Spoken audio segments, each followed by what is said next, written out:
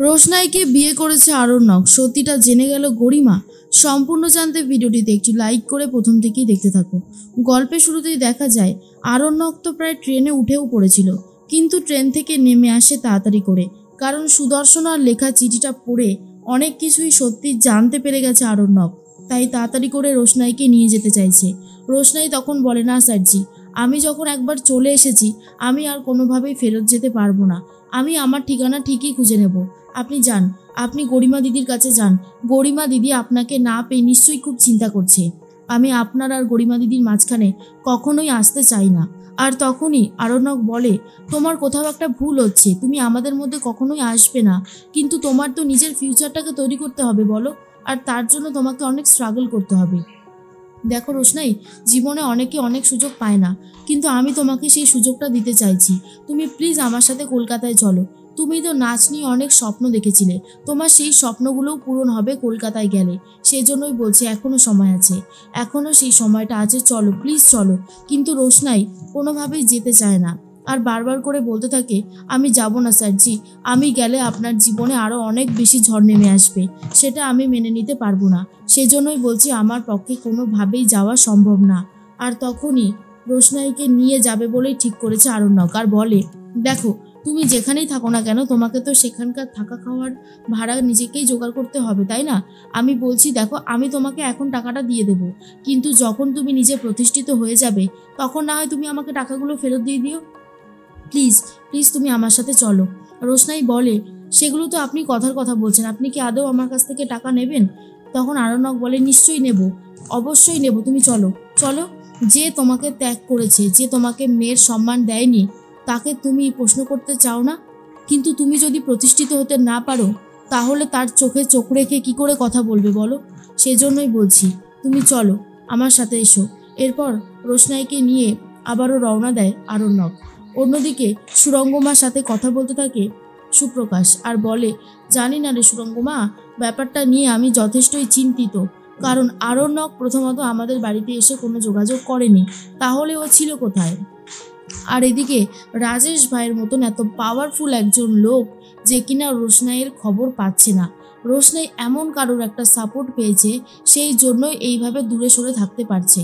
কিন্তু রোশনাই কার সাপোর্ট পেয়েছে সেটা আমরা বুঝতে পারছি না। তবে আমার কেন জানি না মনে হচ্ছে আরণ্যক, এই সব কিছুর পেছনে আরণ্যক থাকলেও থাকতে পারে। তুই দেখ ভালো করে খোঁজখবর নিয়ে। এই বলেই ফোনটা কেটে দেয়। আর অন্যদিকে সুরঙ্গমা ভাবে, কি করব আমি এখন, কি করে সবটা জানবো? তখনই গরিমা বলে, কি হয়েছে মা, তুমি এত চিন্তা করছো কেন? সুরঙ্গমা বলে, চিন্তা করছি কি আর সাধে, কারণ আছে বলেই চিন্তা করছি।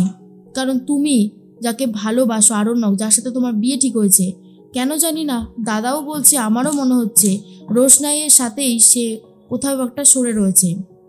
কারণ তুমি ভাবো, রাজেশ ভাইয়ের মতন এত পাওয়ারফুল একজন লোক যে রোশনাইয়ের খবরই পাচ্ছে না, এটা হতে পারে কখনো? গরিমা বলে, এসব কথা কেন বলছো? গরিমার বাবা তখন বলে, ঠিকই তো সুরঙ্গমা, এসব কথা বলে তুমি কি লাভ পাচ্ছ? খালি খালি মেয়েটাকে টেনশন দিচ্ছ। আর এমনও তো হতে পারে ফোনে নেটওয়ার্ক নেই, তার জন্য ওর ফোন বন্ধ ছিল, বা এখন হয়তো ওর ফোনে চার্জ নেই, তাই সুইচ অফ হয়ে গেছে। হতে তো পারে, এমন তো না যে হতেই পারে না। গরিমা বলে, হ্যাঁ বাবা তো একদম ঠিক কথাই বলেছে, এমনটা হতেই পারে। আচ্ছা মা, তুমি সবসময় আমাকে এত টেনশন দিও না তো, আমার ভালো লাগছে না। অন্যদিকে রোশনাই আর আরণ্যক টোটো করে ঘুরছিল, স্টেশন পর্যন্ত যাবে বলে ঠিক করেছে। টোটোওয়ালাকে বলে, দাঁড়ান দাদা, বলছে আমার ট্রেন না এখনও অনেকটা দেরি আছে, সেই সন্ধেবেলায়, আর তার আগে আমাদের কিছু খেতে হবে, আমার খুব খিদে পেয়ে গেছে। আপনি একটা ভালো রেস্টুরেন্টে আমাদেরকে নিয়ে চলুন, তারপর আপনি সাইডে গাড়িটা নিয়ে দাঁড়াবেন, আমরা খেয়ে দিয়ে এসে টোটোতে উঠে আবার স্টেশনে ফিরে আসবো। টোটোওয়ালা বলে, 500 টাকা লাগবে কিন্তু দাদা। তখন আরণ্যক বলে, ঠিক আছে ঠিক আছে, তোমাকে দেওয়া হবে, চলো। এরপরে রোশনাই বলে, খাবার কি দরকার আছে, আমার তো খিদে পাইনি। আরণ্যক বলে, কিন্তু আমার তো খিদে পেয়েছে। কি অদ্ভুত, আমার কি খিদে পেতে নেই? তখন রোশনাই বলে, না না তেমন না, সরি। এর মধ্যেই গরিমার চিন্তা বাড়তে থাকে। আর গরিমা বলে, সত্যি কি আরণ্যক তাহলে এমন কিছু করলো যার জন্য আমার ফোনটা ধরতে পারছে না, কি উত্তর দেবে বুঝতে পারছে না, তাই আমাকে ফেস করতেই চাইছে না? কি করব মা আমি এখন? তখনই সুরঙ্গমা বলে, ধৈর্য ধরো, দেখো কি হয়, কালকে তো নিশ্চয়ই এসে পৌঁছবে এখানে, তারপরেই যত তাড়াতাড়ি সম্ভব আমরা উত্তর পেয়ে যাব। এর মধ্যে রেস্টুরেন্টে চলে গেছে আরণ্যক আর রোশনাই। ওদেরকে দেখেই মনে হচ্ছিল সদ্য বিয়ে করা কাপেল, আর তার জন্যই তখনই সে ম্যানেজার বলে, স্যার আপনারা নিশ্চয়ই সদ্য বিবাহিত, মানে আপনারা এসেছেন আমাদের এই রেস্টুরেন্টে না, সদ্য বিবাহিতদের জন্য অফার চলছে। আপনারা কি খাবেন বলুন? আমাদের এখানে মহারাজা থালি আছে, যেটা আপনাদের দুজনের হয়ে যাবে। আরণ্যক তখন রোশনাইকে ইশারা দিয়ে বুঝিয়ে দেয় যে যা বলছে বলতে দাও, না হলে হবে না, আমাদের ওপরে যদি সন্দেহ হয় তাহলেই গন্ডগোল হয়ে যাবে। এরপর আরণ্যক বলে, আপনাদের কি থালি আছে বলেন? মহারাজা থালি। ঠিক আছে, ওটা নিয়ে আসুন তাহলে, আমাদের দুজনের হবে তো? তখন ম্যানেজার বলে, হ্যাঁ হ্যাঁ হয়ে যাবে, আপনি একদম চিন্তা করবেন না। এরপরেই চলে গেছে খাবারটা নিয়ে আসতে। আর অন্যদিকে গরিমা টেনশন করতে করতে আর বুঝতে পারছে না কি করবে, তাই আরণ্যকের বাড়িতে যাবে বলে ঠিক করেছে। আর রেডি হয়ে বেরিয়ে যাচ্ছে, আরণ্যকের বাড়িতে যাচ্ছে। এদিকে হোটেল থেকেই একটা ফুলের তোড়া নিয়ে আসা হয়েছে আর বলা হয়, স্যার আসলে যারা সদ্য বিবাহিত হয়ে এখানে আসে আমরা তাদের জন্য কিছু করতে চাই, সেই জন্য এই ফুলের তোড়াটা আমরা আপনাদের দিতে চাইছি। তখনই আরণ্যক ইশারা দিয়ে রোশনাইকে বলে, নিয়ে নাও। এরপর রোশনাই আর আরণ্যক যখন নিয়ে নেয় তখনই খুব সুন্দর করে ছবিটা তুলে নিয়েছে একজন, আর সেই ছবিটা সোশ্যাল সাইটে ছাড়া হবে বলে ঠিক করা হয়। রোশনাই তখন বলে, দেখলেন তো ছবি তুলে নিল, আমার কিন্তু সত্যি খুব ভয় লাগছে, শেষ পর্যন্ত সব ঠিক থাকবে তো? আরণ্যক বলে, আরে বাবা ঠিক থাকবে, নাও খেয়ে নাও, খাবার এসে গেছে। তখন রোশনাই বলে, এত খাবার? আমি এত খাবার কি করে খাবো? আরণ্যক বলে, রোশনাই তোমার মা যেদিন থেকে মারা গেছে তার পরের দিন থেকে বা সেদিন থেকে তুমি কিচ্ছু খাওনি, খাও, আমি আছি তো, আর ট্রেনের এখনো অনেক দেরি আছে, খাও তুমি আস্তে আস্তে। এদিকে গরিমা তো চলে এসেছে বাড়িতে, আর তখনই আরণ্যকের বাড়ির লোক বলতে থাকে, এখনো তো আসেনি, মানে কখন আসবে সেটাও বুঝতে পারছি না, তোমার সাথে কথা হয়নি? গরিমা বলে, আমার সাথে যদি কথা হতো তাহলে কি আর আসতাম বলুন?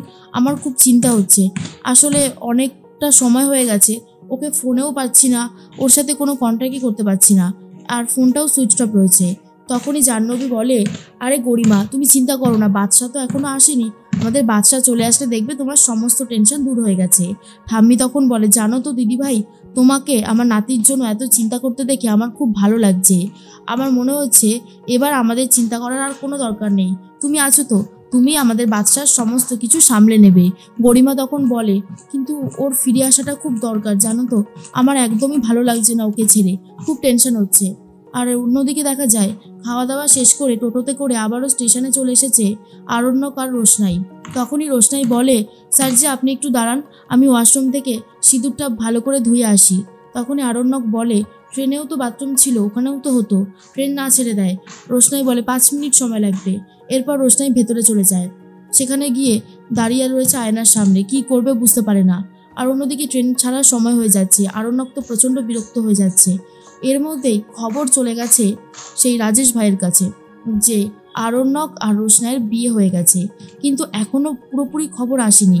তাই সুপ্রকাশকে বলতে থাকে, আপনাদের বাড়ির জামাই যদি রোশনাইকে সত্যি সত্যি বিয়ে করে থাকে, তাদের বাড়ি ঘর আমি জ্বালিয়ে দেবো, এই বলে দিলাম। সুপ্রকাশ তো শুনেই ভয় পেয়ে যায়, তারপর তাড়াতাড়ি করে ফোন করছে সুরঙ্গমাকে। আর এদিকে রোশনাই সামনে এসেছে, স্মৃতির সিঁদুর মুছে ফেলেছে। আরণ্যক বলে, এত দেরি হলো কেন, ট্রেন তো এক্ষুনি ছেড়ে দিত, চলো তাড়াতাড়ি। রোশনাই বলে, দেরি হয়ে গেল, আসলে ওয়াশরুমে তো খুব ভিড় ছিল তাই। আরণ্যক রোশনাইকে এই অবস্থায় দেখে খুব ভেঙে পড়ে আর মনে মনে ভাবতে থাকে, সত্যি মেয়েটার জীবনে অনেক কষ্ট রয়েছে।